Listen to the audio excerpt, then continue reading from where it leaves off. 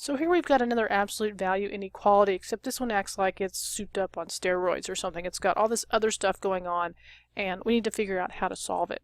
So the first thing is, if we could isolate the absolute value on just one side, it would really help us.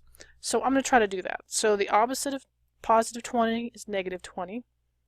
So I'm going to subtract from both sides, and I'm going to get minus 3, absolute value of 5x minus 2 is greater than or equal to. Now I'm going to add these together, so I get minus 39. Now I want just the absolute value, so I'm going to have to divide by minus 3. But remember, when you divide by a negative, you're going to have to flip that sign around. So now I've got the absolute value is going to be less than or equal to 13. Now, this looks almost identical to the one we did before. Since it's an absolute value, it's going to happen between the positive and negative value on the right-hand side.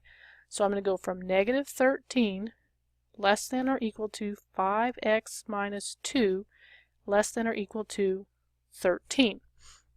But again, I need to get x all by itself. So I'm going to add 2 to all three parts of this equation. So I'm going to get minus 11 is less than or equal to 5x is less than or equal to 15.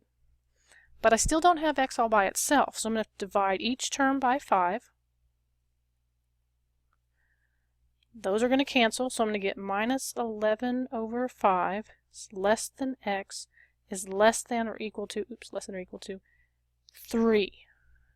That's great. So now I need to do a number line. So if I got my number line, I've got a negative 11 over 5, and I've got a 3.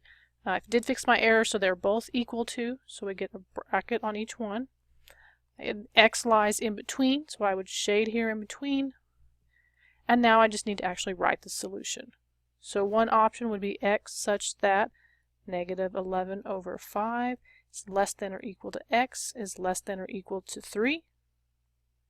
The other option would be to use a bracket minus 11 over 5, comma, 3, bracket.